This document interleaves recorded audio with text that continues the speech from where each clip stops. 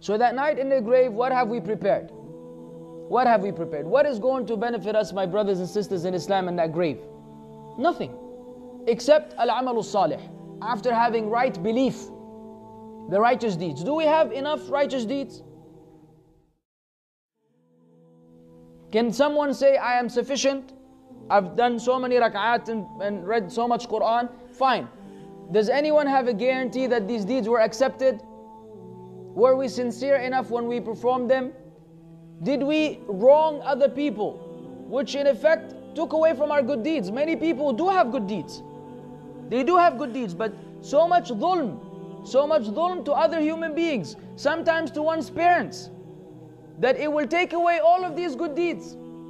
You all know the hadith of the bankrupt. The hadith of Abu Hurairah and Bukhari and Muslim, when the Prophet ﷺ said to Sahaba, do you know who the bankrupt one of my ummah? They said the bankrupt one who doesn't have money, doesn't have clothes, doesn't have food. He said, no, this is not the bankrupt one. The bankrupt is the one who will come on Yawm al-Qiyamah with good deeds. Salah, Siyam, Zakah, Hajj, Umrah. But he would come after having killed that person, for example, or wronged that person, or verbally abused that person. So much dhulm to the people around him. And so on Yawm al-Qiyamah, all of his good deeds will be paid to those whom he wronged. If he runs out of good deeds, not enough good deeds to pay back the dhulm that he was engaged in this dunya, the matter gets worse. Their evil deeds will be removed from them and placed on him. And then he will be thrown into the hellfire. This is an issue which we often neglect. And this is where we need to wake up and realize, time out. Yes, you may be doing a lot of good deeds, alhamdulillah, but what about others? What about parents? What is the concept of being dutiful to the parents? And what is the concept of wronging the parents? We have a misconception about that.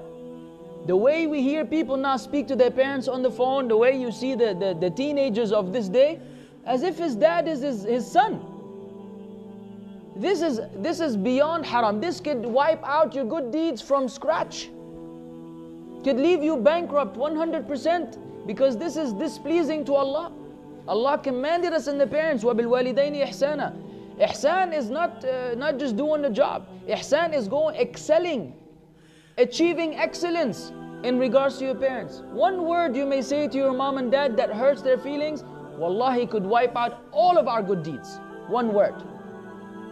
We take it lightly.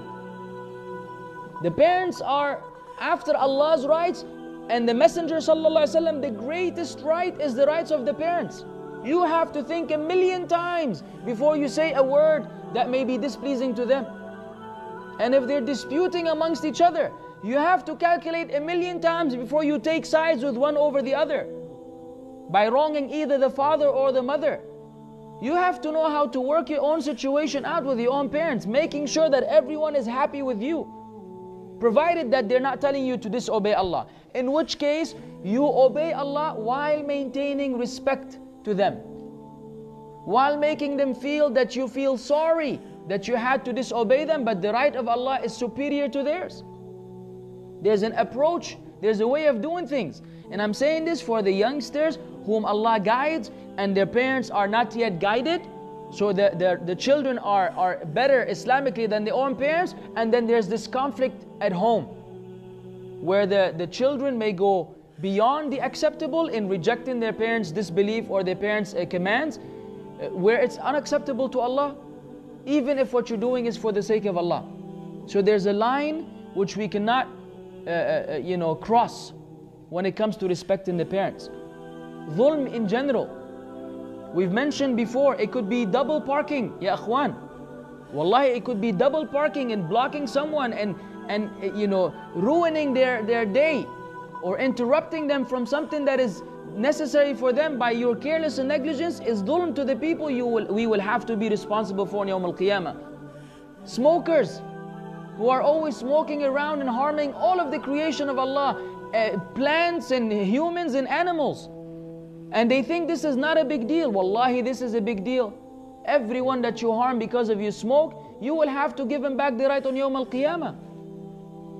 You listen to music, you want to listen so loud that you make the rest of the people hear. This is dhulm to the people. I'm saying things which we usually think now we have become accustomed to, like, big deal, that's not a big deal. No, that is a big deal. It's a very big deal. Because it deals with dhulm to the creation, and you cannot afford that on Yawm al-Qiyamah. So one shouldn't just feel satisfied, but the shaitan would want us to feel this way. Oh, you have many good deeds, don't worry.